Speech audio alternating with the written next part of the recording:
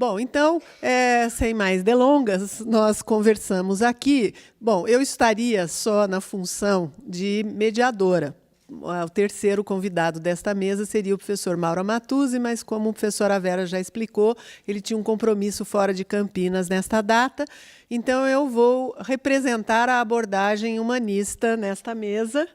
E a ideia do tema, né, diferentes olhares sobre fenômenos do cotidiano, era uma forma da gente poder trazer um pouco o nosso fazer, a psicologia, nas diversas abordagens teóricas e também com práticas diferenciadas e temas diferenciados, porque acabamos vivendo muito as situações dos nossos grupos de pesquisa, e é uma boa oportunidade da gente poder compreender um pouco como é que estamos, a partir deste programa, irradiando práticas psicológicas e conhecimentos.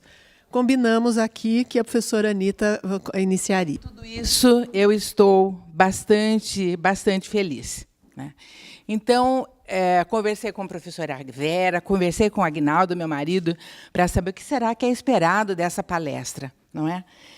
Então, a ideia era a seguinte: bom, na época que você trabalhou na PUC, você trabalhava dentro de uma abordagem skinneriana, comportamental skinneriana, mais especificamente em técnicas de modificação do comportamento em situação escolar, em situação acadêmica, em situação clínica.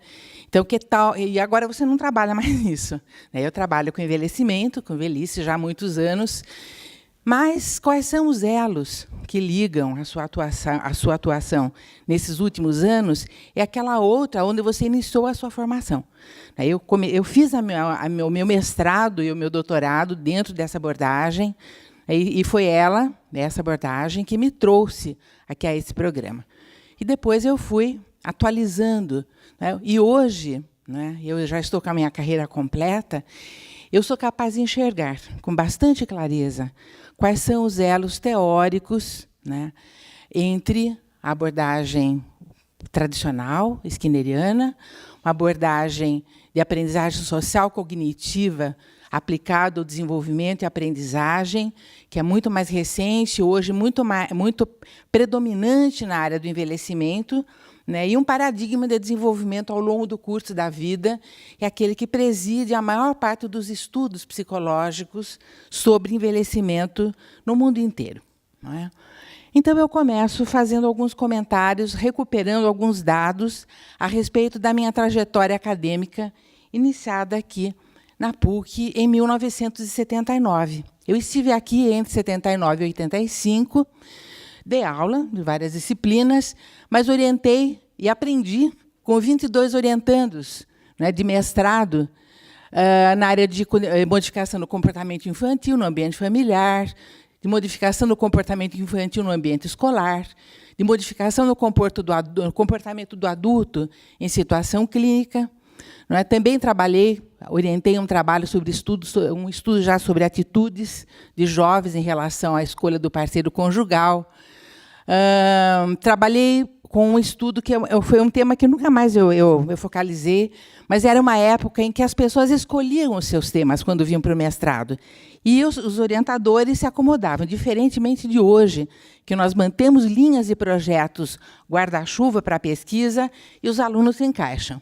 Então, era um trabalho sobre opiniões de idosos a respeito da corporeidade, etc.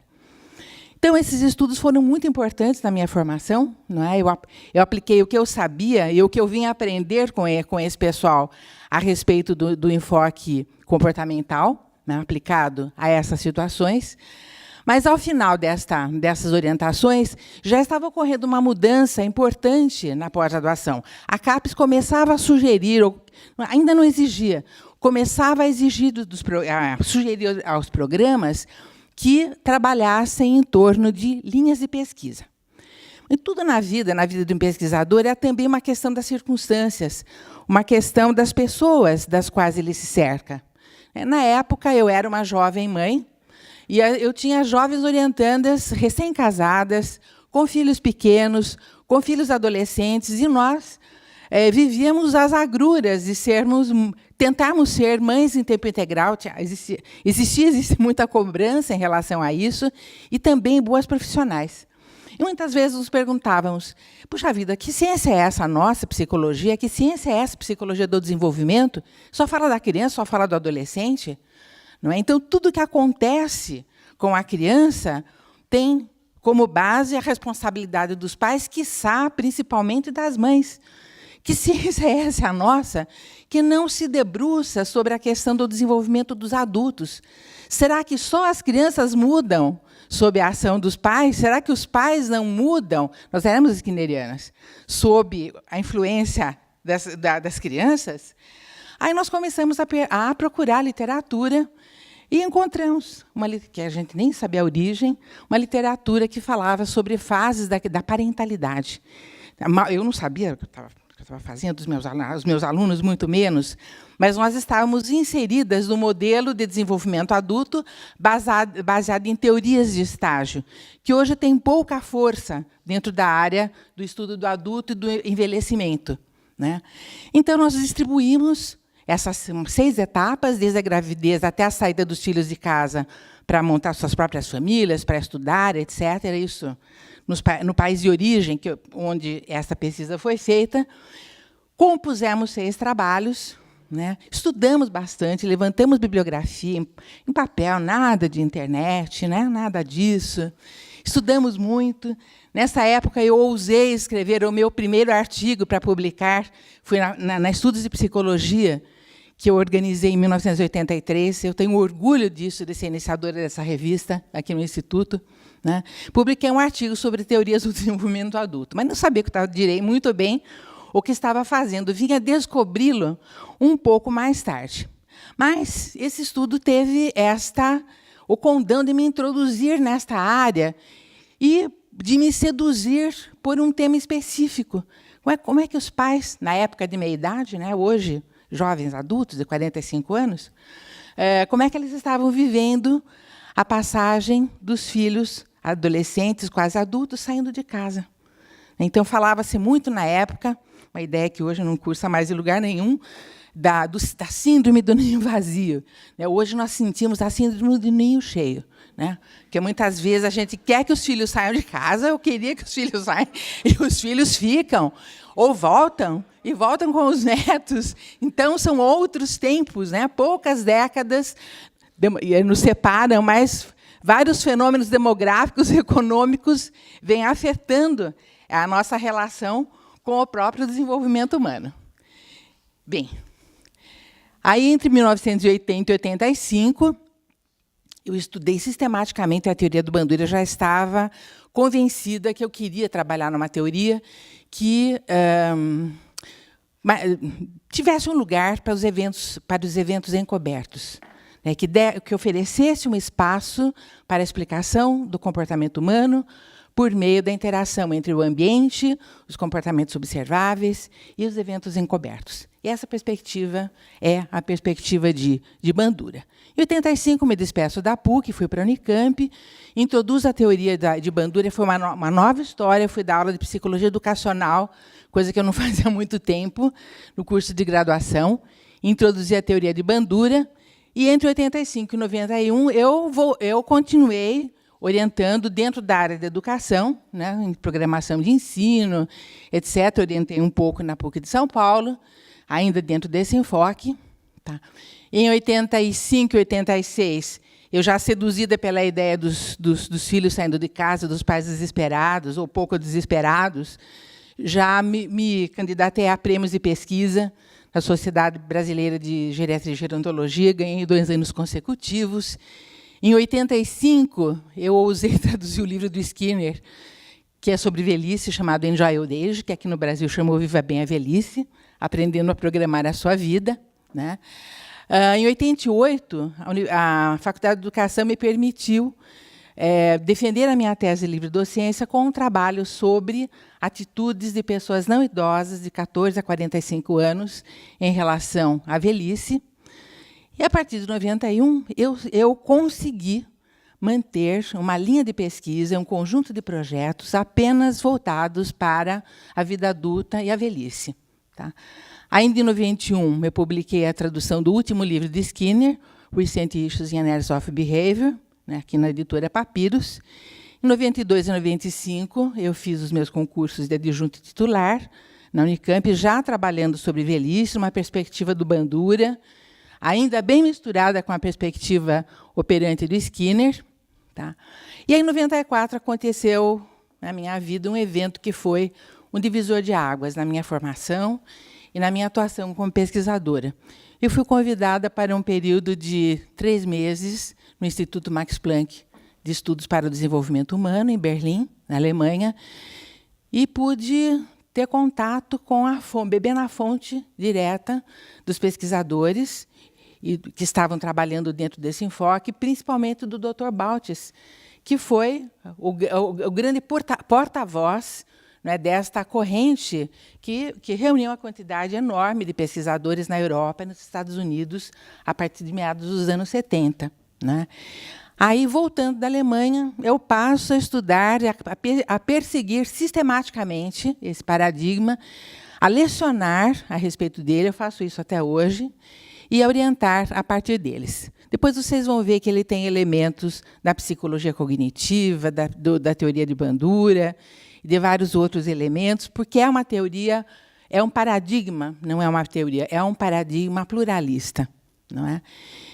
Em 97, nós conseguimos fundar, na Faculdade de Educação, um programa de pós-graduação em gerontologia e estabelecer uma linha de pesquisa que acolheu os psicólogos, chamada Velhice Bem-Sucedida e Personalidade.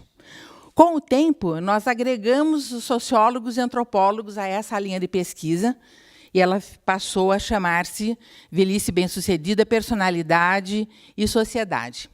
Em 98, eu volto a convite para o Instituto Max Planck, em Berlim, fico mais um semestre e consolidei um conjunto de conhecimentos, principalmente a respeito de pesquisa. Não era a época onde o pessoal no Max Planck estava publicando intensamente os dados do Berlin Aging Study, que era um estudo que tinha começado no começo dos anos 90, logo em seguida a queda do Muro de Berlim, que foi um evento sócio-histórico, sociocultural de grande envergadura, né, que permitiu fazer um teste do paradigma lifespan em psicologia. Bem, aí, até 2007, o nosso programa teve grandes embates dentro da área de humanas, porque o pessoal da área de humanas achava que nós trabalhávamos com coisas médicas, e o pessoal da área médica achava que a gente trabalhava com coisa de humanas, então a gente não tinha muito lugar. Tivemos grandes embates com a PUC, né? Essas coisas hoje em dia estão resolvidas. Em 2008, nós saímos da área de humanas e fomos para a área de medicina. Em 2011, a CAPES permitiu que nós abríssemos um doutorado em gerontologia, o que alavancou, de uma maneira bastante importante, a nossa produção. Tá? Entre 2008 e 2009, eu coordenei o estudo FIBRA, um estudo sobre fragilidade em idosos brasileiros. FIBRA é um acrônimo. É um estudo observacional, multicêntrico, de corte transversal, em que nós abrangemos uma amostra probabilística de 3.478 idosos em 7 cidades brasileiras. Eu trabalhei dentro da fatia desse estudo multidisciplinar e multicêntrico, que é a fatia de variáveis psicossociais.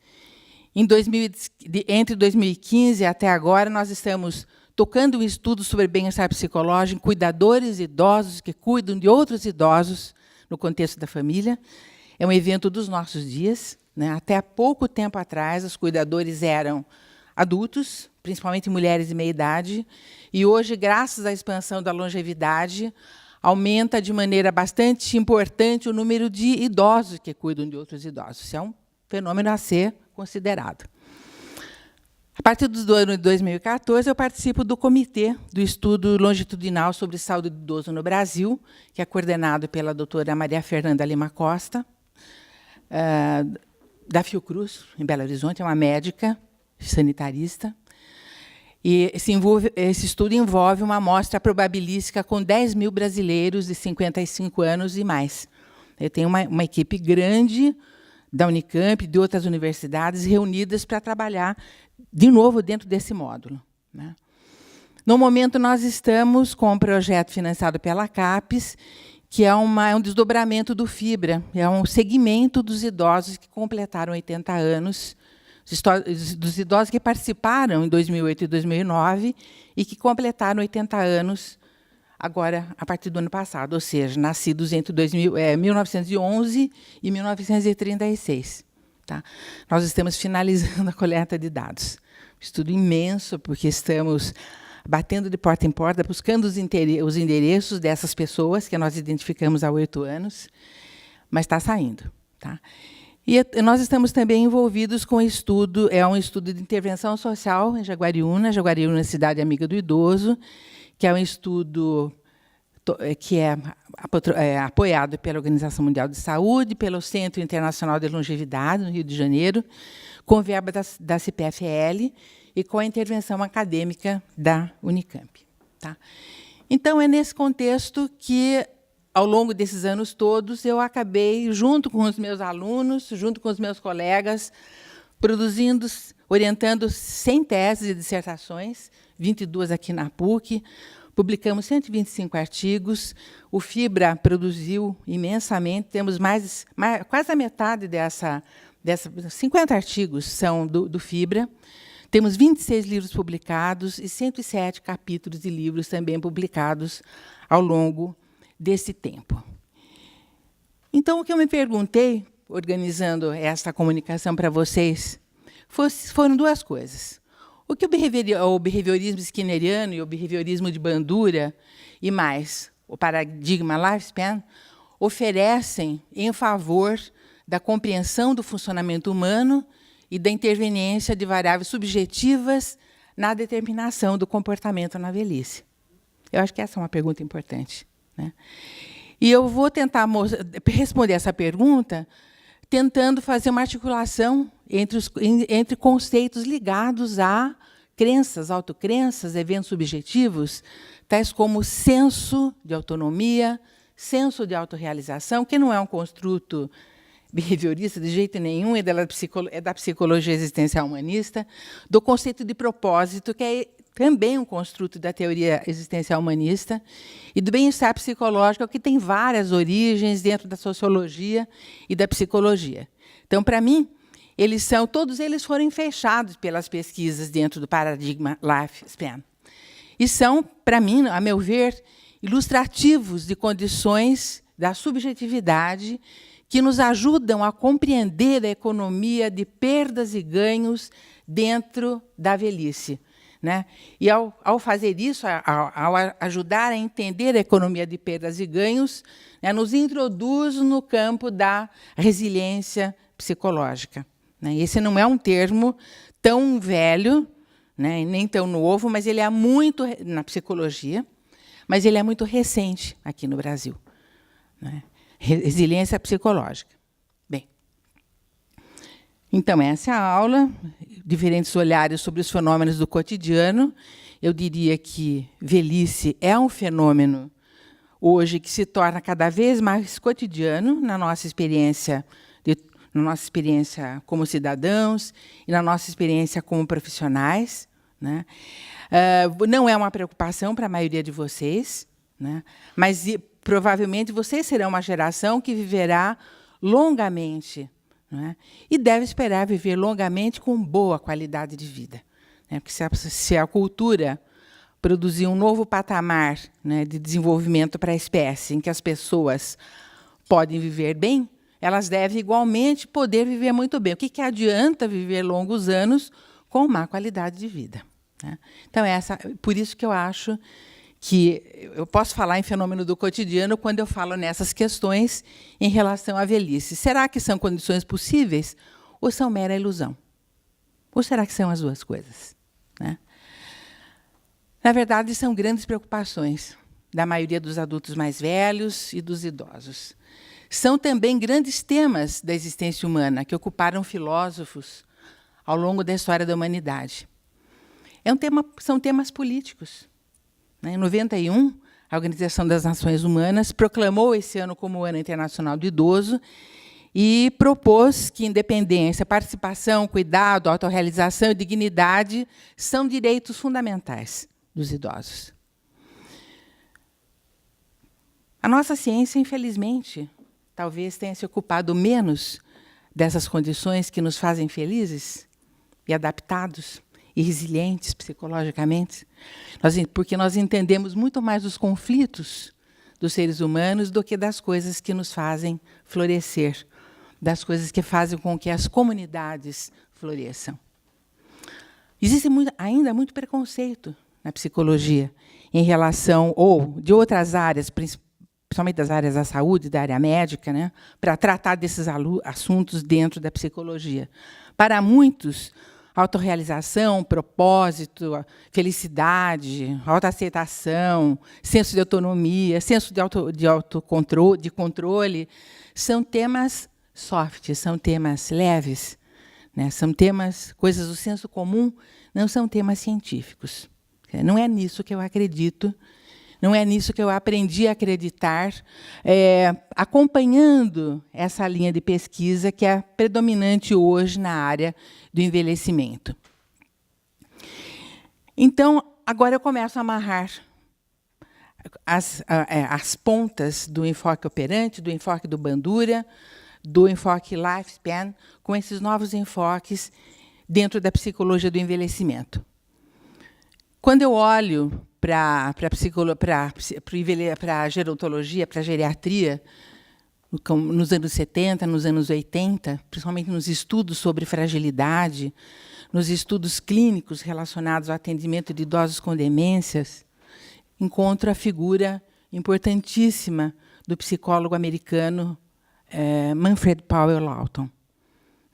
Foi ele o primeiro que mostrou, com base em dados empíricos, que existe uma relação recíproca entre a dependência física e cognitiva e o ambiente construído pelo homem.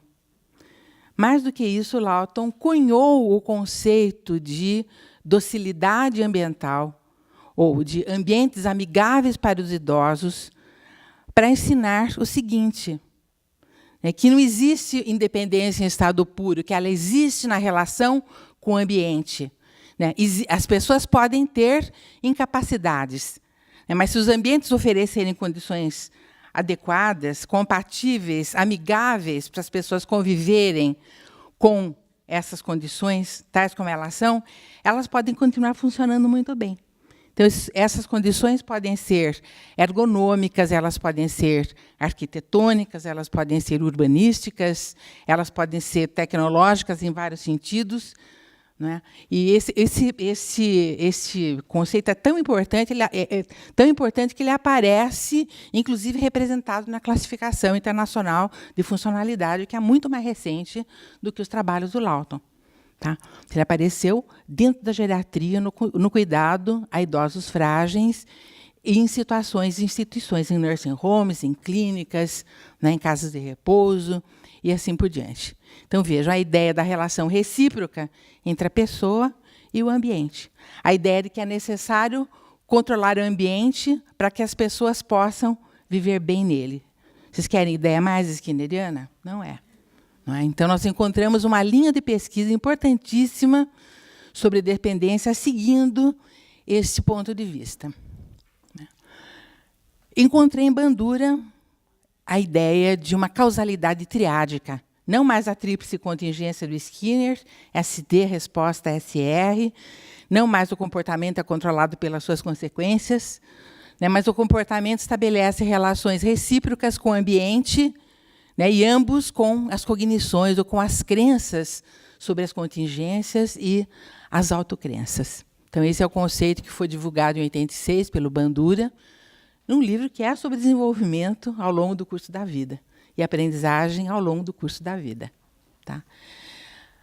O paradigma lifespan é um paradigma, é uma visão a respeito do desenvolvimento, não é uma teoria, como um processo multidimensional, multidirecional, que comporta ganhos e perdas concorrentes durante todo o desenvolvimento, não só na velhice, só perdas, ou na infância, só ganhos.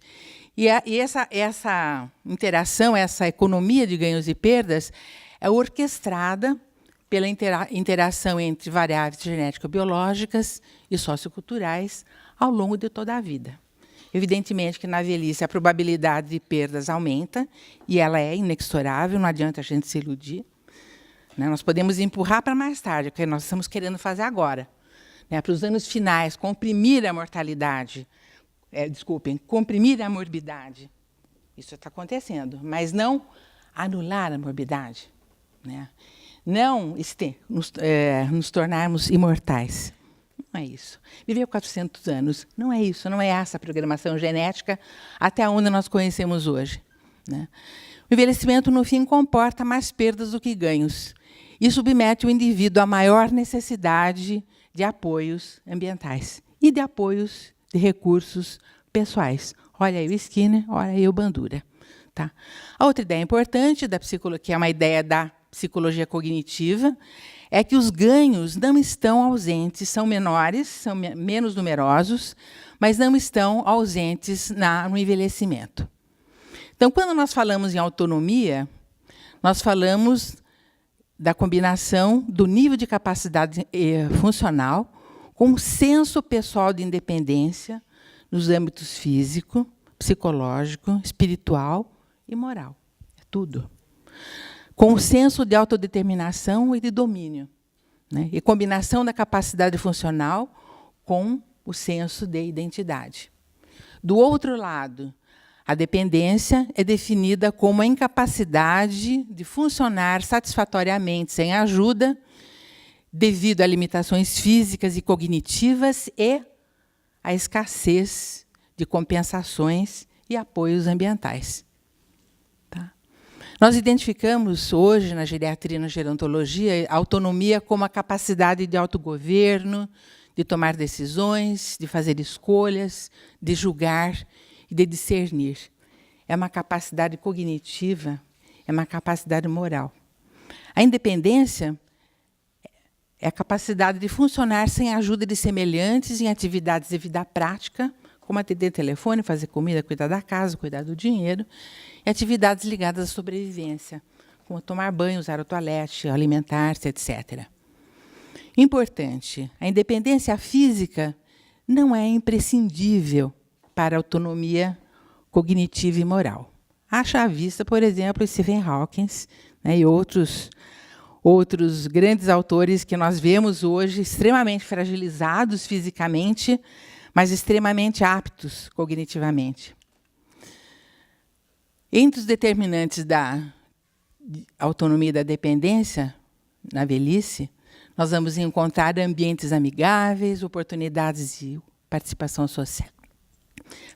social, oportunidades para educação permanente, novas aprendizagens, proteção social, motivação para o estabelecimento de metas e manutenção de uma vida ativa, valorização social, respeito, e olha aí o Bandura, senso de autoeficácia pessoal e coletiva, que é alguma coisa da cultura.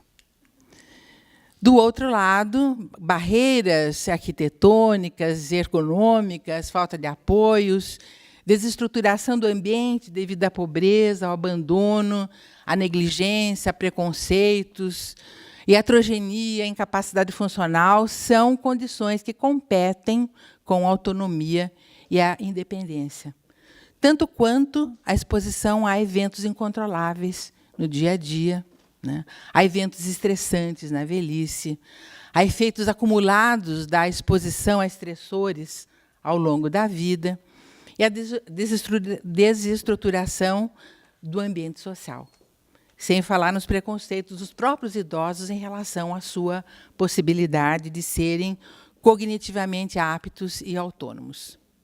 Né? Ambas as condições são multidimensionais. Nós aprendemos com Baltes, Bandura e Skinner que são condições que não se excluem mutuamente, mas elas se entrelaçam. Elas estão presentes ao longo de todo o curso da vida, com diferentes formas de apresentação e de valorização cultural. E são condições e construtos multidimensionais. Né?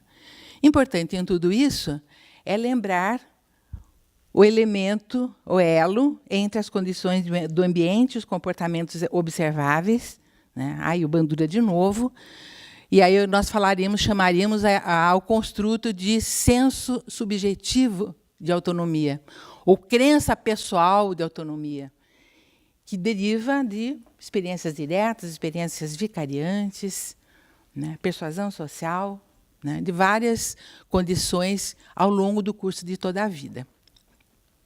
Né. Nós sabemos muito bem que essas condições são influenciadas pelos outros, diretamente, simbolicamente, pelas agências sociais. Tá? Então, esta é uma primeira condição, né, presente hoje na literatura, presente hoje a vida ao longo de toda a existência da espécie humana, no funcionamento das pessoas adultas e das pessoas idosas, e que respondem pela continuidade do funcionamento, pela possibilidade deles se sentirem felizes, ajustados e adaptados, né, mesmo sob condições de um certo nível de fragilidade biológica. Né. Sensos de autonomia e de controle têm um poder orientador, olha aí o Bandura, avaliativo, olha aí o Bandura, sobre nossos desempenhos, sobre nossas decisões, a respeito de comportamentos futuros, ao longo de toda a vida, inclusive na velhice. Tá? Então, esse é um construto, essa é uma condição muito importante, né, que se mescla com um outro construto, uma outra condição também importante, que eu selecionei para apresentar hoje, que é o construto e a condição de autorrealização. O que é a autorrealização, segundo Maslow? É a realização do próprio potencial, né, respondendo a um impulso interno e natural para tornar-se a melhor pessoa possível dentro das próprias possibilidades. Todo mundo, todos os estudantes de psicologia conhecem a pirâmide das necessidades básicas de Maslow, das motivações básicas dos seres humanos. E a autorrealização está no pico dessa pirâmide, o que significa que, para a satisfação desse motivo, é necessário que todos os outros que estão abaixo dessa taxonomia sejam satisfeitos. Tá? Isso significa que é uma competência, é uma autocrença, é uma condição típica dos anos mais avançados da vida adulta e da velhice. Né? Dificilmente a gente poderia pensar, teoricamente, ou observar, na vida real, a autorrealização funcionando em crianças pequenas, né, em adolescentes, em jovens, pessoas muito jovens. Então, ela é uma condição típica dos anos mais avançados da vida humana.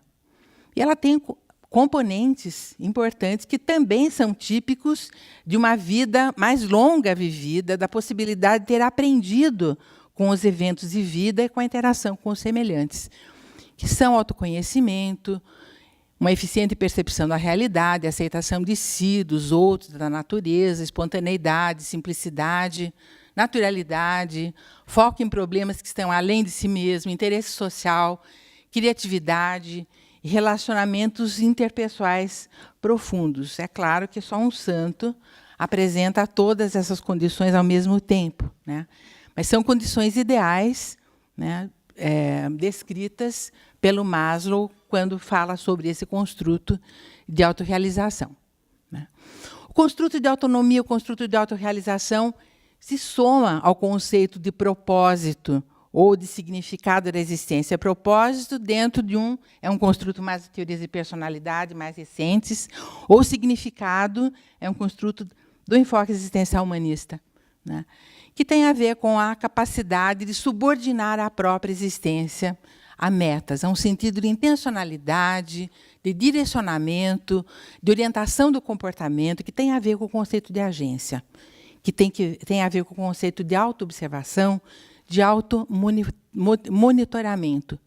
E funciona como um fator de proteção na presença, não só como um evento orientador, propulsor do comportamento, mas como um fator de proteção na presença de grandes e pequenos eventos do curso de vida e dos aborrecimentos e tensões da vida cotidiana que perturbam mais a vida dos idosos que os eventos de vida.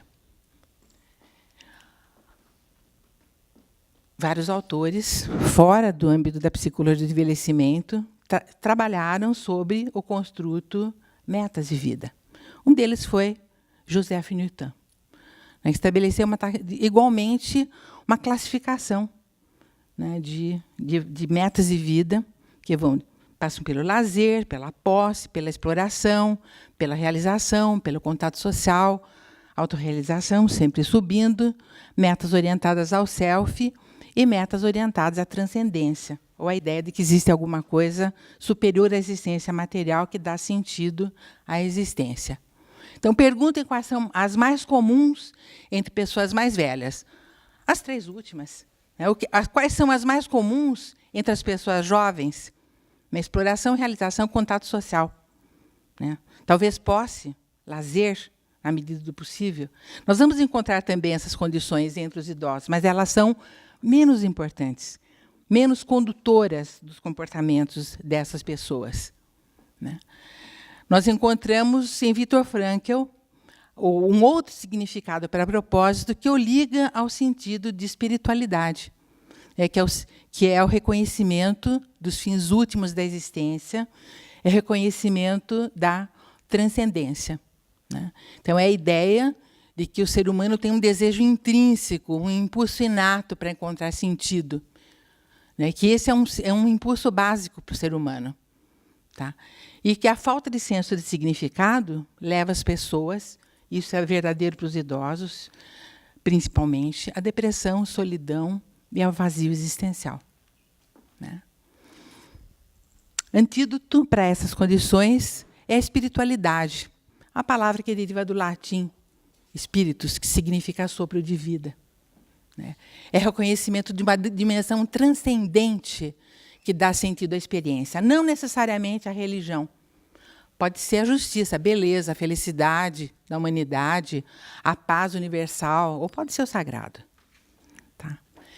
Quando esses elementos estão presentes como autocrenças, ou como elementos propulsores da ação, ou como explicações suficientes para os eventos da vida, para os idosos, esses idosos têm mais condições de resiliência, têm mais condições de adaptação do que aqueles que não apresentam essas condições na sua interação com o ambiente. Então, a última dessas condições que eu gostaria de apresentar e que eu vejo entrelaçadas, não é? Que eu vejo entrelaçadas no meu trabalho, nos trabalhos que eu tenho acompanhado, que eu escolhi acompanhar dentro da psicologia do envelhecimento, é o bem-estar psicológico, também descrito como bem-estar como felicidade. Não é um problema novo. Né? Desde que o homem se conhece como tal, ele se envolveu numa contenda entre o hedonismo e o eudaimonismo. Quer dizer, o que é a felicidade? A busca do prazer ou é a busca de uma condição de excelência pessoal? Se a gente for atender a Aristóteles, a gente vai apostar na ideia de que o bem-estar psicológico positivo na vida adulta e na velhice deriva da busca de uma condição de excelência, uma busca de autodesenvolvimento, uma busca de aperfeiçoamento pessoal. Se a gente perseguir a ideia do bem-estar hedônico, né, ela vai nos conduzir a estudos sociológicos que vão trabalhar com satisfação com a vida, né, com a saúde, com as relações sociais, com as relações pessoais, com a vizinhança, com as construções, etc. e tal. Nós vamos trabalhar com equilíbrio entre afetos positivos e negativos, que são muito menos estáveis do que o sentimento de felicidade. Né? Mas, provavelmente, se nós queremos uma explicação mais completa, mais adequada sobre essa condição, adaptação, nós vamos tentar juntar, que é o que tem acontecido na literatura, em psicologia do envelhecimento, nós vamos juntar esses 3 construtos, essas 3 condições: de satisfação ou bem-estar subjetivo, equilíbrio entre afetos positivos e negativos e busca de excelência pessoal. Tá? Quando a gente faz isso, a gente está juntando condições como o senso de autonomia, capacidade de determinação, senso de controle sobre o ambiente, autorrealização, propósito, autoaceitação, senso de crescimento pessoal e a vivência de relações positivas com os outros. Não por acaso, o Tesauros da APA, na sua 8ª edição, né, define o bem-estar psicológico como indicador de ajustamento, um estado de harmonia entre as necessidades internas e as demandas externas, assim como os processos utilizados pelo indivíduo para alcançar tal estado de harmonia ou de adaptação psicológica. Tá? Então, os elementos desses construtos, hoje em dia, são vistos como elementos, como indicadores de velhice bem-sucedida. Né? No início dos estudos sobre velhice bem-sucedida, no final dos anos 80, nos anos 90, vigorava o modelo biomédico. Hoje, não mais. Hoje nós temos modelos integrativos. Né? Então, quando nós pensamos em a velhice bem-sucedida, depende de saúde, de capacidade funcional, claro, com certeza, mas também depende de condições psicossociais, que têm potencial para afetar a saúde física e mental e a cognição das pessoas idosas.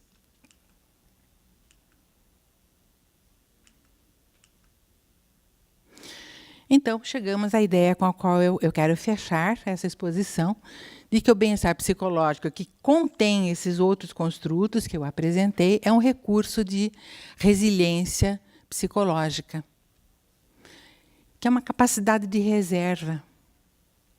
Né? Funciona como um mecanismo de autorregulação do self. E, dessa maneira, a resiliência viabiliza a emergência de padrões de velhice bem-sucedida. Tá? Mais recentemente, em 2012, esses autores, Smith e Hayslip, definiram resiliência psicológica numa publicação específica anual da Sociedade de Geriatria e Gerontologia Americana, de que a resiliência psicológica é um padrão de adaptação positiva ou ausência de adaptação negativa em face dos riscos, desafios ou adversidades que oferecem ameaça à adaptação.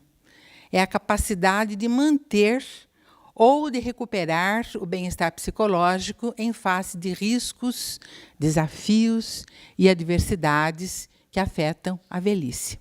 Né? E aqui eu coloco num desenho que eu produzi junto com uma das minhas diletíssimas discípulas, a Samila Slater Tavares Battistoni, nós produzimos esta representação social, né, da resiliência psicológica à luz do paradigma Lifespan. Então, se é verdade que na velhice nós sofremos a influência de fatores normativos, não normativos, que são vividas como condições adversas, né, se é verdade que na velhice nós nos tornamos vulneráveis, mais vulneráveis, em função dos danos acumulativos decorrentes do próprio processo biológico do envelhecer, mas também de fatores socioeconômicos, né, e algumas pessoas, largas faixas, né, de todas as sociedades, pobreza, desigualdade social, privação de oportunidades, é verdade também que é possível, mesmo na presença desses danos, dessas ameaças, manter até certo limite as capacidades, manter o desenvolvimento em domínios selecionados, né, integrar experiências de exposição ao sofrimento, recuperar-se dos efeitos das adversidades, quando, né, houver a mediação, houver a interveniência de recursos de resiliência, né, compostos por condições pessoais. Nós examinamos autonomia, propósito, senso de autorrealização, mas nós poderíamos também falar em outras estratégias de autorregulação do self, inteligência, em personalidade, em saúde, e interação recíproca com políticas sociais, condições econômicas, oportunidades sociais, condições socioculturais, qualidade do ambiente construído e apoios sociais formais e informais. Tá? Então, nesse sentido, resiliência poderá funcionar como uma condição que permite florescimento mesmo em meio a adversidades. Então, concluindo, eu diria que a articulação teórica desses construtos, bem-estar psicológico, velhice bem-sucedida, resiliência psicológica, mediada pelos conceitos que eu apresentei, reflete evidências de pesquisa e da vida cotidiana. Tá? Eu pretendi oferecer elementos úteis à prática e à pesquisa com idosos brasileiros, que tantas vezes encarnam condições de vulnerabilidade associada a fatores de risco presentes na sua vida atual e na sua vida passada, né?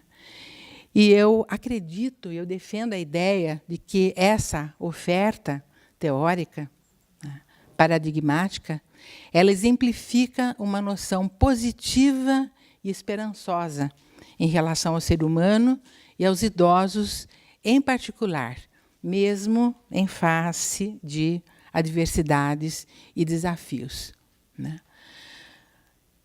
Eu apresentei várias noções que são importantes quando eu penso nessas conclusões. Primeiro, que o indivíduo é um agente ativo na determinação do próprio comportamento. Segundo, que mecanismos de autorregulação de natureza cognitiva e emocional presidem a relação do indivíduo com seu ambiente externo e com o ambiente interno. Terceiro, que o desenvolvimento é presidido por processos que ocorrem ao longo de toda a vida. E, finalmente, que a velhice bem-sucedida pode ser uma ilusão. Às vezes ela é, para algumas pessoas. Mas pode não ser, acredito que não seja, mas que seja uma realidade estabelecida pela interação entre variáveis comportamentais objetivas, subjetivas e ambientais. Muito obrigada pela sua atenção.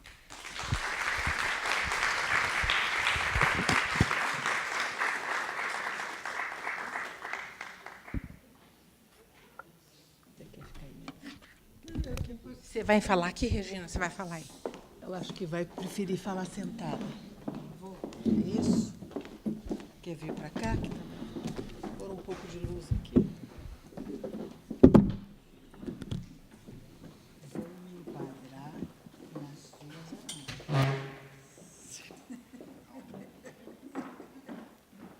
Vamos ver o que vai sair da Olha só.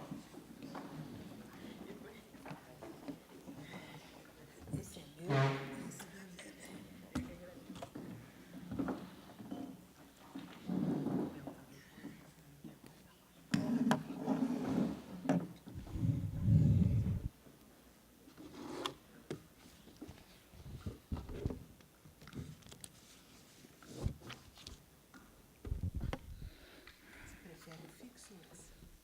Esse aqui é melhor, né? Esse aqui está funcionando? Tá. Se você preferir, eu ligo. Então, não, tá ligado.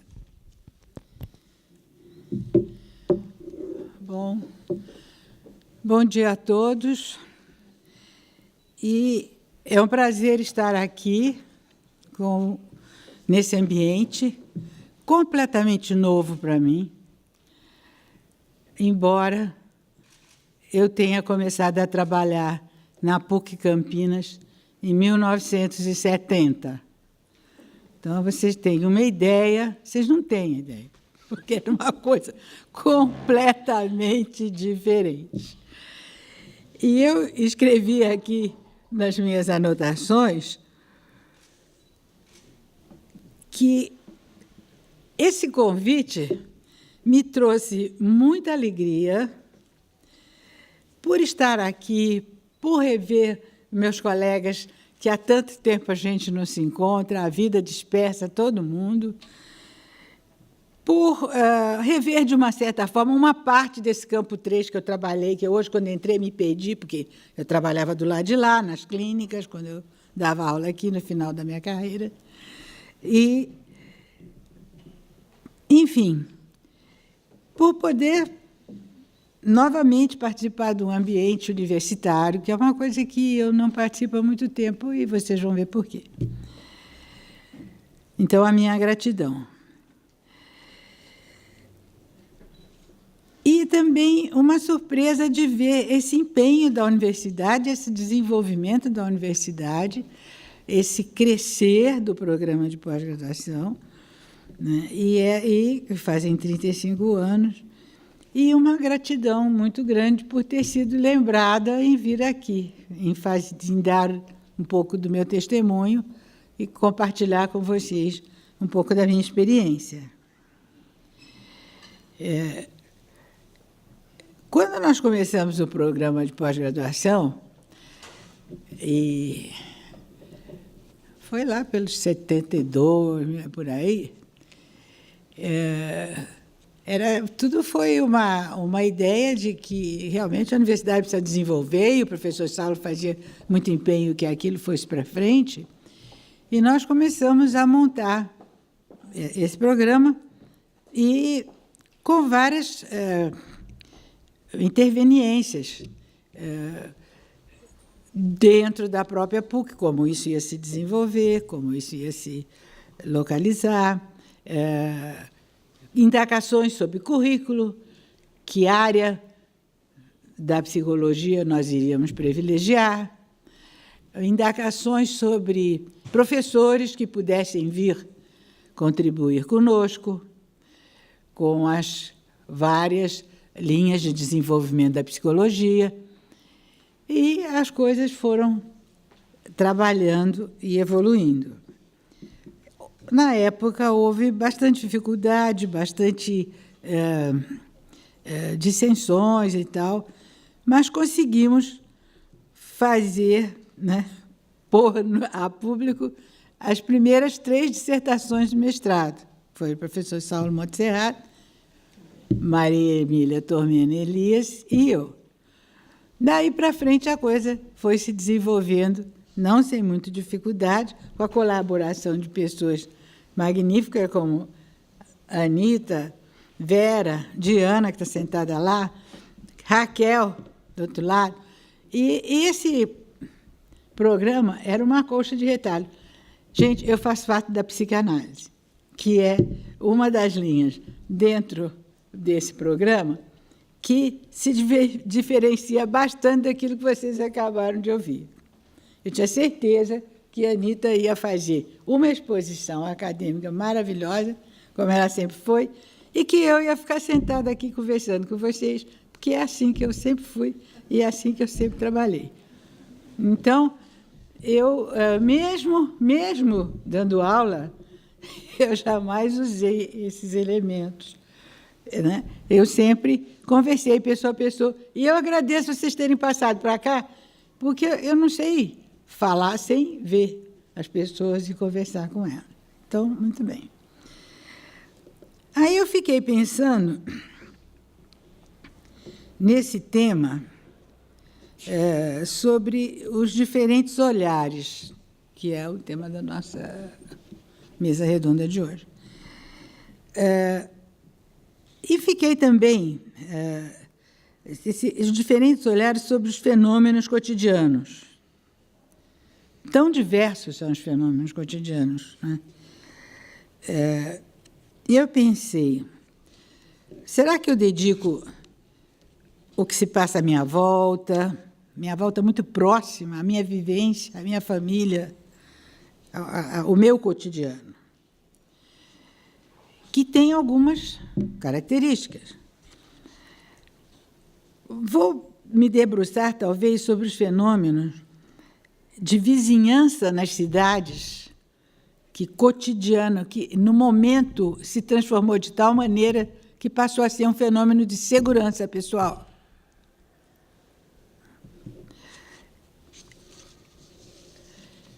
Ou vou tentar conversar sobre os fenômenos da sociedade, essa que a gente está vivendo agora, política, lava-jato, governo Temer, manifestações de rua.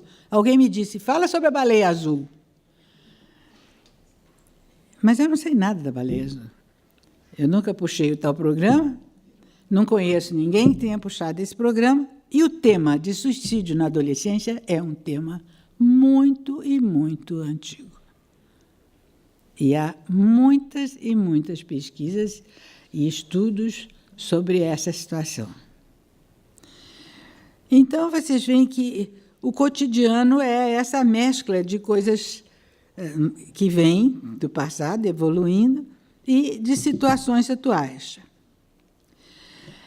E eu pensei também, gente, eu vou falar sobre tudo isso, ou não vou falar sobre tudo isso, mas do ponto de vista da minha idade, que é uma novidade para mim. Aí ela falou muitas coisas sobre a minha idade. Eu estou na pontinha da pesquisa dela. Eu nasci em 1936. Então, eu sou uma pessoa idosa. Onde eu estou na tua... Eu acho que estou uma idosa relativamente bem resolvida, mas, em todo caso, vamos lá. Também não vou falar sobre isso. Mas eu acho, enquanto psicanalista, tenho que levar isso em conta, que as vivências que eu tenho sobre a minha própria pessoa, né, as sínteses que eu faço sobre a minha experiência passada, as crenças, a educação, e o que eu fui recebendo, e o que eu posso viver hoje, são motivos de, às vezes, de susto. Eu disse, gente, na minha cabeça, uma pessoa de 80 anos era muito velha. Eu não me sinto tão velha assim, mas também existem fatores, aquele aspecto, né, biológico, etc., que estão em funcionamento. Então, há uma diferença, há um certo modo de ser que eu tenho que aprender todo dia com ele a essa modificação. Então, esses assuntos todos me passaram pela cabeça, mas eu pensei, gente, eu não tenho nenhuma expertise, não tenho linha de pesquisa, nada sobre isso. Então, que fenômenos cotidianos eu poderia abordar para contribuir com o solicitado? Acho que talvez eu possa contribuir um pouco falando da minha especialidade, entre aspas, que é a psicanálise. O que a psicanálise pode dizer para nós no dia de hoje, nesse contexto? E como está encarando os fenômenos cotidianos, né? Enquanto uma forma de ver o homem, ela encara os fenômenos cotidianos de várias maneiras.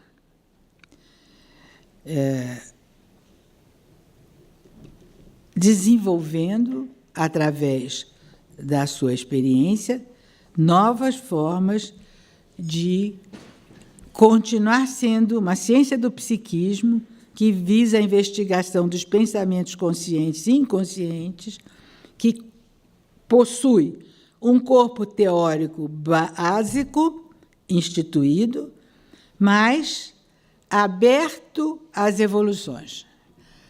O que eu estou querendo dizer é que, mesmo tendo um corpo teórico bastante claro e definido, como foi por Freud,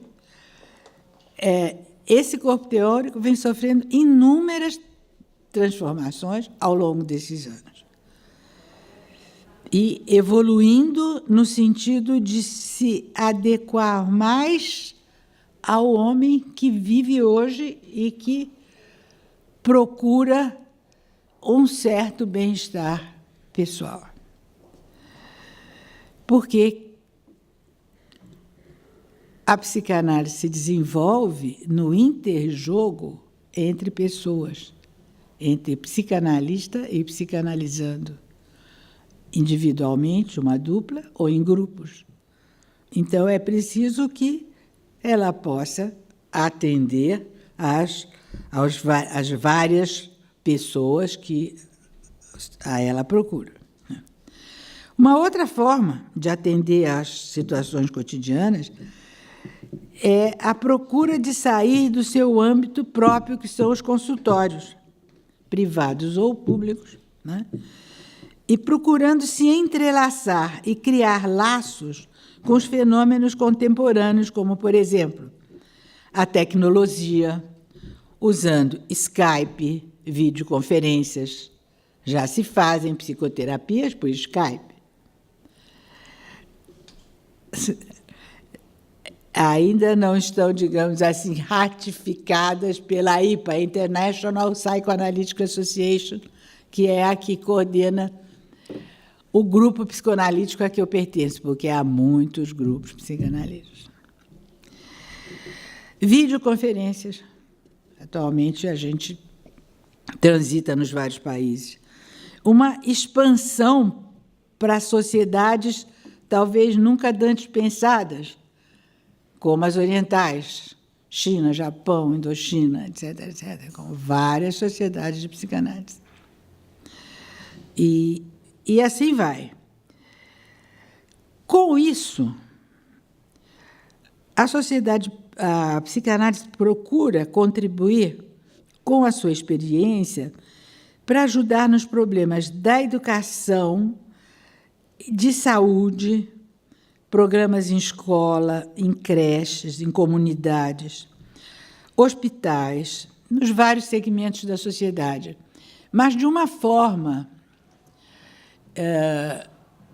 eminentemente psicanalítica, ou seja, levando para esses grupos as noções básicas da psicanálise e promovendo, procurando promover as modificações nas pessoas e nas formas de entrosamento pessoa a pessoa. Por exemplo, nas creches.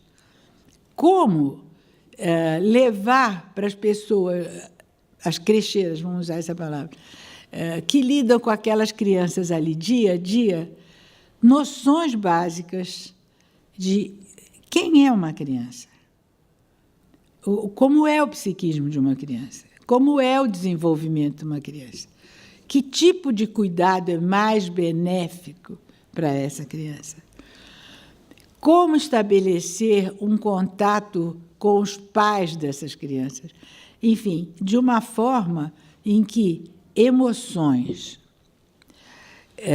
fantasias, sonhos, pensamentos possam ser trazidos à tona e mobilizados para ajudar o programa desse exemplo que eu escolhi, da creche.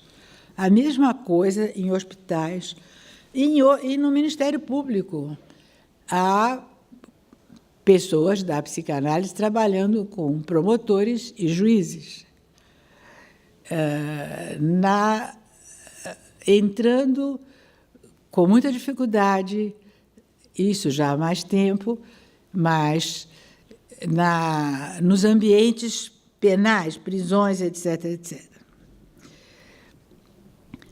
Todos esses aspectos que eu estou mostrando como sendo um desenvolvimento da forma de contribuição da psicanálise para a sociedade estão ainda numa forma muito experimental e é feita através de núcleos espalhados pelo país. Bom, mas eu não estou em nenhum desses núcleos e não estou fazendo esse tipo de trabalho. O meu trabalho continua sendo o que sempre foi. Além do consultório particular, como psicanalista, o trabalho na formação dos agentes, dos elementos, dos psicanalistas.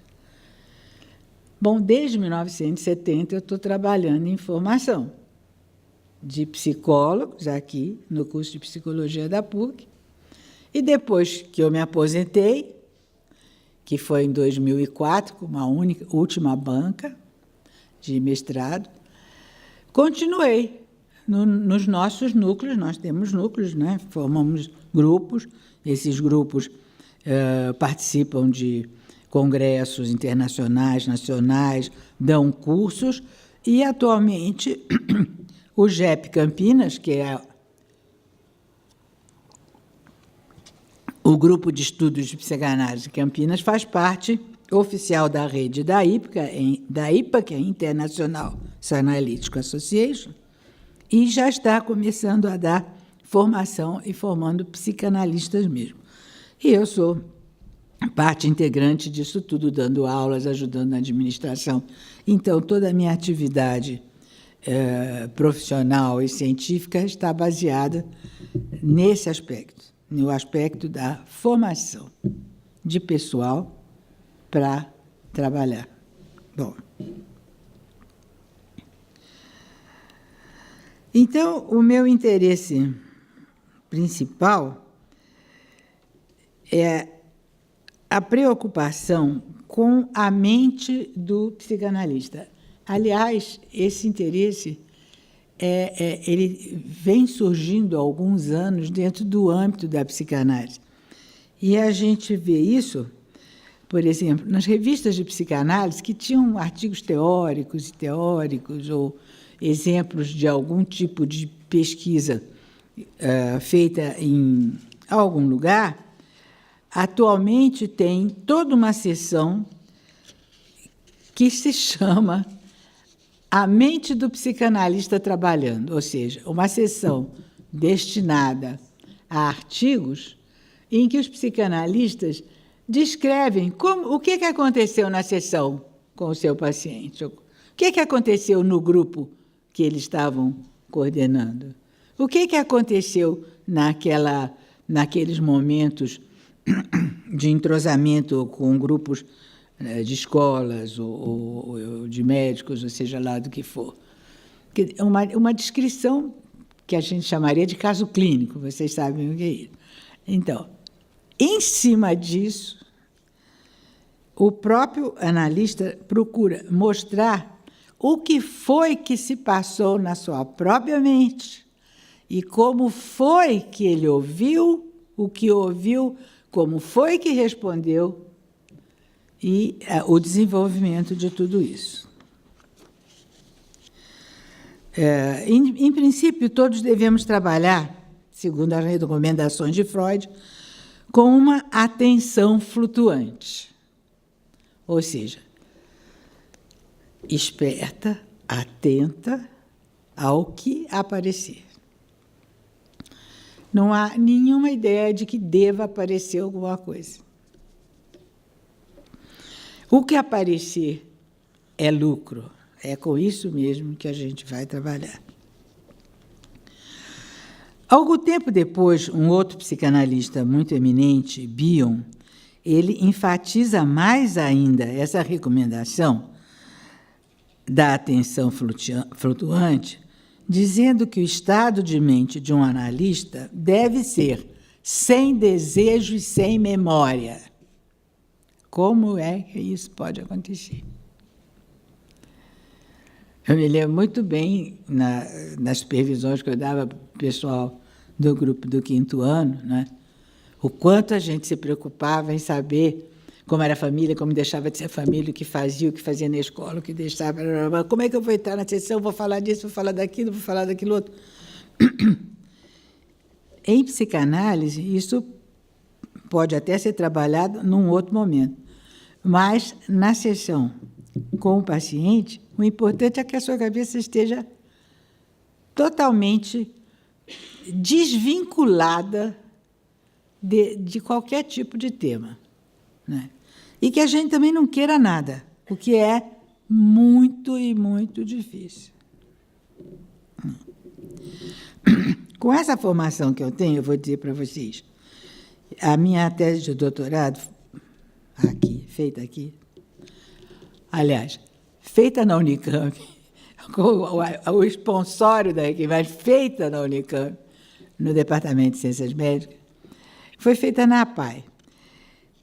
E eu identificava lá que uma das metas da APAE era ensinar a pessoas com muitas dificuldades a ler e escrever.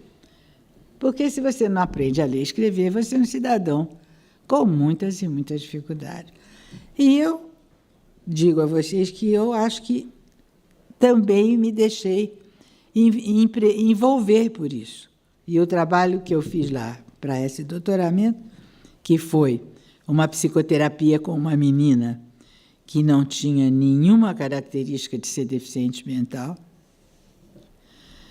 que tinha tido todos os insucessos dos ambientes para desenvolvê-la, tinha um físico perfeito, era uma menina linda, acabou lá na PAI. O que estava acontecendo? Então, o trabalho foi desenvolver uma psicoterapia com ela. Mas, assim mesmo, eu tinha...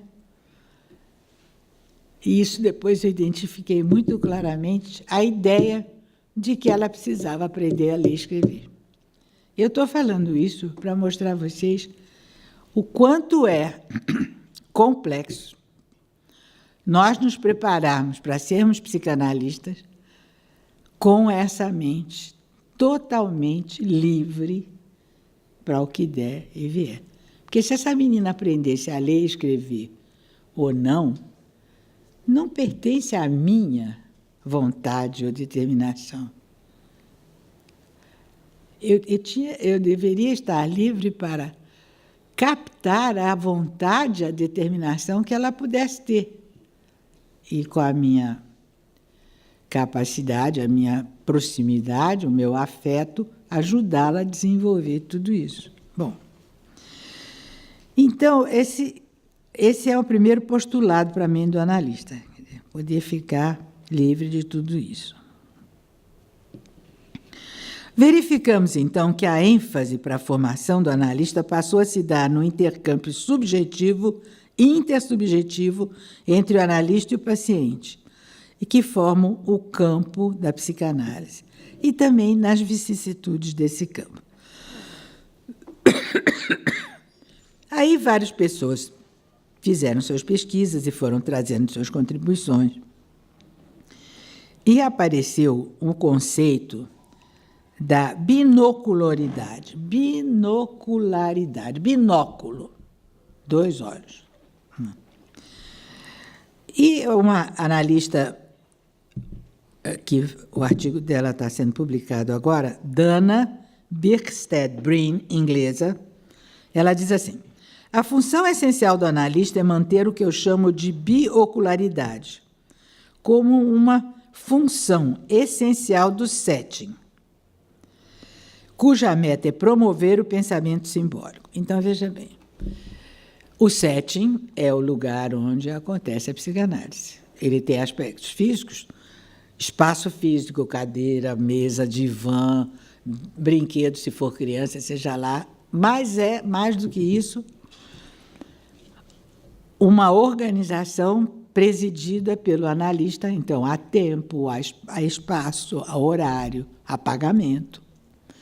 E pelo paciente, que vem, que houve um contrato de que pode falar o que quiser, mas que pode ficar de tanto a tanto, que deve fazer um pagamento, etc. Tudo isso compõe o setting. Mas, principalmente, essa mente do analista com esses olhos bifuncionais, com essa biocularidade, para que possa, com tudo isso, ir se promovendo o desenvolvimento mental do paciente para que se chegue a uma simbolização.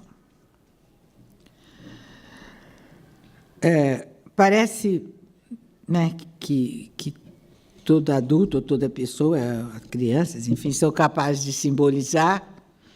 Isso não é verdade. Há muitas pessoas que não podem e que não se desenvolvem, digamos assim, em certos setores a nível metafórico. Então, o trabalho seria tentar harmonizar tudo isso. Procurar harmonizar. E essa harmonização só será possível com o desenvolvimento dessas capacidades em ambas as pessoas, analista e analisando. Também nesse setting fica incluída a mente do analista em relação ao aqui e agora. Então, é aqui e agora, sem desejo, sem memória, e esperto para tudo o que possa acontecer. O Freud já dizia, em 1914, que o setting é um pedaço da vida real e, ao mesmo tempo, não é um pedaço da vida real. Mas por que ele dizia isso? Porque ele vinha da hipnose e ele depois chegou à conclusão que a hipnose era quase uma experiência de laboratório. Então, no setting psicanalítico, abandonou-se essa ideia de fazer experiências, vai fazer isso, não vai fazer aquilo. Se conseguirmos discutir tal coisa, vai chegar a tal... isso não tem mais a menor importância. O que tem importância é, talvez, procurarmos chegar o mais perto possível do senso de realidade, né? Quem somos nós e o que está acontecendo aqui? Bom, o Freud também dizia que o tratamento psicanalítico ele não pode ser inócuo nem sem objetivo. Ele produz transformações e tem algum objetivo. Ninguém está fazendo aquilo para nada. Mas lembra que é sem desejo e sem memória. O objetivo vai se criar ali. Porque é algo que está acontecendo aqui, agora, entre nós dois. E o analista deve focar sua mente no outro, no paciente como sendo um outro, é um outro que não é ele, e que precisa ser encontrado. A gente precisa encontrar qual é a fantasia do paciente, como é que ele se organiza, o que ele destaca, ou o que ele detesta, como são os seus sentimentos, etc. Porque o que acontece, o que está acontecendo cada vez mais, essa experiência minha de consultório ultimamente tem sido quase que exclusivamente assim. Procura por pessoas jovens, desenvolvidas, jovens com formação universitária, com trabalho. Não sei se ficou meio que marcado em mim, que eu trabalhei tantos anos na universidade, realmente meu jeito de lidar com o jovem recém-formado, em qualquer das áreas, tem sido mais ou menos esse. Mas essas pessoas têm uma característica muito especial. Elas podem ser até muito eficientes do ponto de vista profissional, de conhecimento. São pessoas que têm, às vezes eu fico pasma, conhecimento da filosofia, da sociologia, de comportamentos. Eles têm um conhecimento muito bom, de tecnologia, alguns, outros de outras áreas, direito, medicina e tal. Mas a procura da psicanálise é porque não consegue estabelecer relacionamentos afetivos. Nada dá certo. Não rola nada. E ninguém está preocupado se é hétero ou homoafetivo. Não vai para frente. Tudo vai para frente. Vai para frente trabalho, vai para frente dinheiro, vai para frente de viagens, vai para frente ter amigos, né, baladas, etc., etc. Mas uma relação que dê carinho, apoio, que se importe comigo, que pense em mim, que me dê alguma coisa, para quem eu posso dar alguma coisa. Isso não rola. É muito interessante. É como se ali tivesse um buraco. A psicanálise cunhou um termo chamado patologias do vazio. Eu estou usando essa amostra, que é uma amostra interessante, um desenvolvimento cindido, uma parte desenvolvida e uma parte aparentemente não podendo nem chegar, por isso que eu falei de simbolização antes, porque às vezes não consegue nem pôr em palavras o que sentem e o que não sentem. Às vezes é uma coisa... É o silêncio, é o vazio, é o choro, às vezes os acessos de raiva muito intensos, mas uma situação bem marcante, bem forte, né?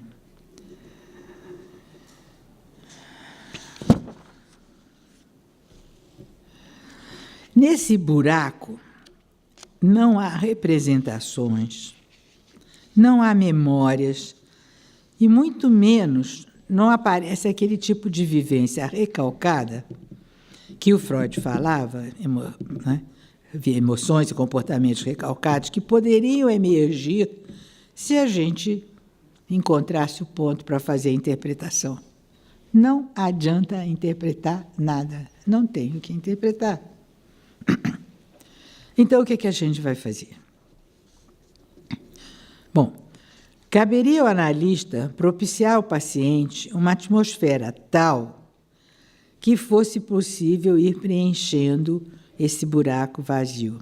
O Freud já tinha entrado em contato com esse tipo de patologia e já tinha previsto essa situação, e ele escreveu um artigo muito interessante chamado Construções em Análise. Ele disse, o analista não tem que estar retomando o passado e reorganizando aquilo. Ele tem que construir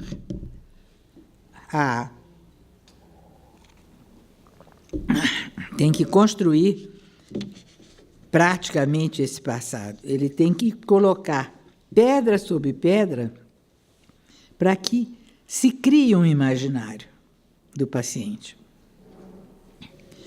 O Bion, no artigo Aprendendo com a Experiência, 1932, propõe uma nova forma de participação do analista na sessão com o paciente, que é essa que que eu já falei, que a Edna trouxe o artigo, que é a da visão binocular, ou seja, que a gente na sessão possa manter um olho no consciente, isso que o paciente fala, no que ele traz da sua situação, da sua vida, e outro no inconsciente, ou seja, um outro olho pronto para aquilo que possa acontecer, de modo que isso possa propiciar um sentimento de confiança na sua realidade.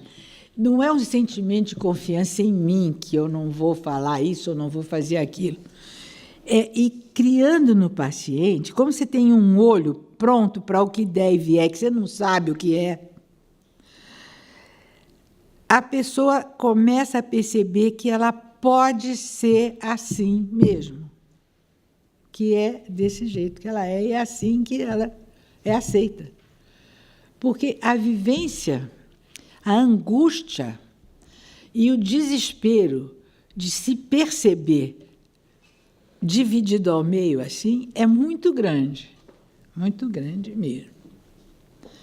Eu não sei se aqui, na graduação, ainda usam um livro chamado Visconde Partido ao Meio. Não sei, depois a gente fala sobre ele. Mas é um livro muito interessante de literatura, em que mostra a história de um visconde da época medieval, que tinha que lutar para manter seus feudos, que usava armadura de ferro, etc., etc., mas que ele era partido ao meio, mesmo, fisicamente. Uma parte era boa, outra parte era má. A parte má saía para lutar, fazia todas aquelas coisas. A parte boa ficava tomando conta do feudo. É muito interessante, e houve uma época em que isso foi usado na graduação aqui, para os alunos entrarem um pouco em contato com esse aspecto nosso, que é o da divisão psíquica. Ele é o nosso de todo dia. Nós estamos aqui agora. Nós não estamos em casa, não estamos em outro trabalho, não estamos no supermercado, não estamos cuidando de filho. Uma outra parte nossa está, digamos assim, sossegada, enquanto nós estamos aqui fazendo essa nossa tarefa. Essas divisões, que são divisões úteis para o nosso viver cotidiano, E nessas pessoas que eu estou tentando descrever, se tornam acirradíssimas, violentíssimas, de modo que a pessoa percebe isso e vive isso. E tem uma angústia muito grande em trazer, em harmonizar-se.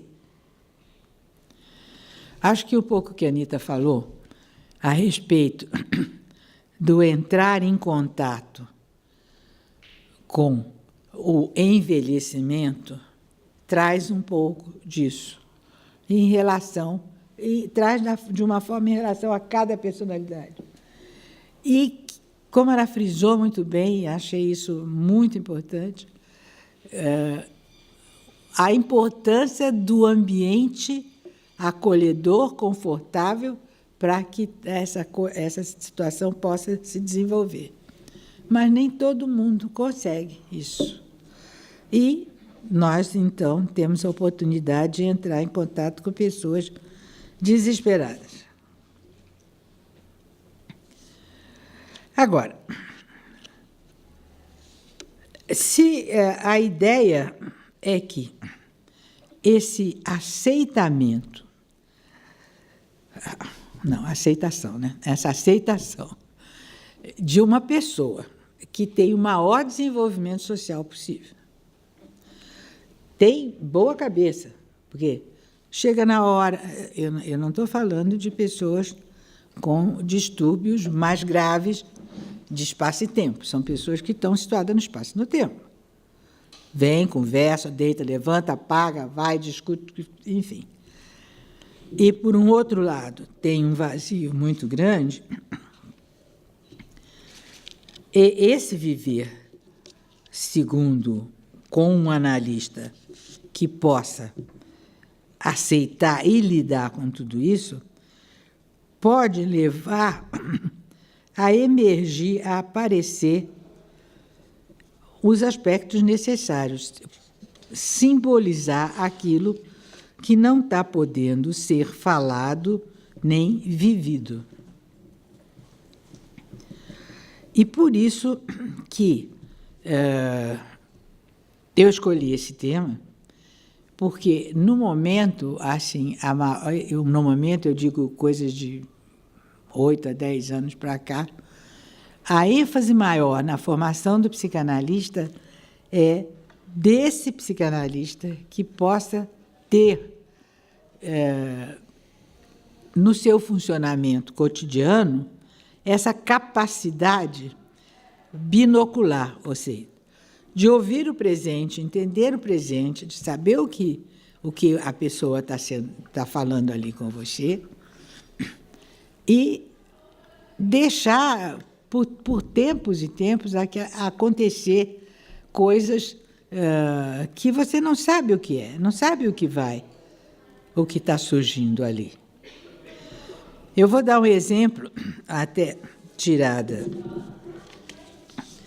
do livro da Dana Birkstead, porque uma das coisas que a gente não faz é trazer exemplo da clínica pessoal, porque isso é sigilo até que possa ser publicado. Então, a gente traz exemplo daquilo que foi publicado.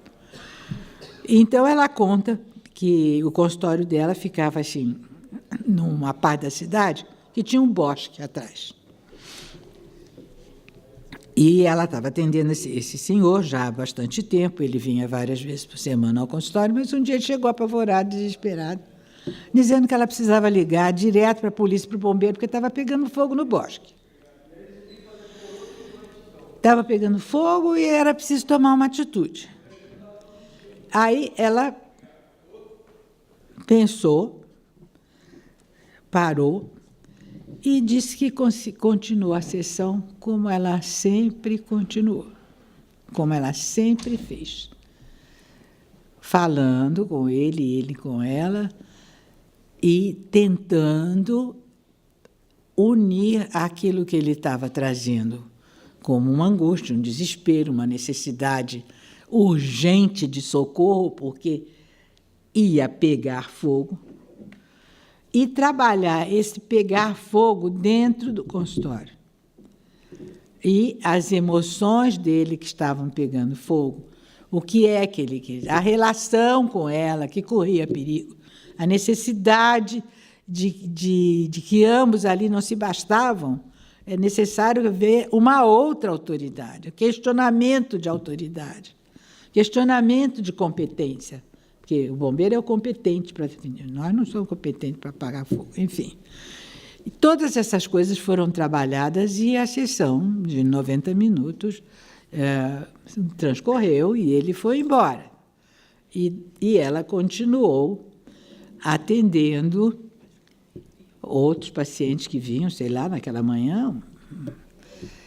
E quando ela saiu, ela disse assim, então eu pude trabalhar porque um aspecto da minha mente foi capaz de entender aquele incêndio de uma forma diferente do que o concreto de um incêndio, da ameaça absoluta de um incêndio. Ela trabalhou até o final do período. Quando ela saiu, aí ela disse assim, mas aí eu não pude me furtar de olhar para o bosque para ver se as árvores estavam lá.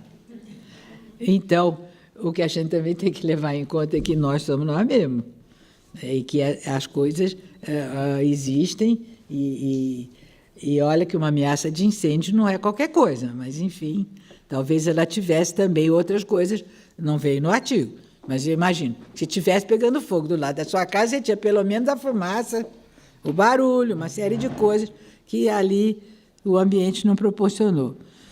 Mas era mais ou menos isso que eu queria conversar com vocês e ficar aberta a questionamentos, porque essas coisas são muito de criação do momento. A teoria, eu não quis trazer muita teoria, então eu estou disponível para conversar com vocês. Tá? Era isso.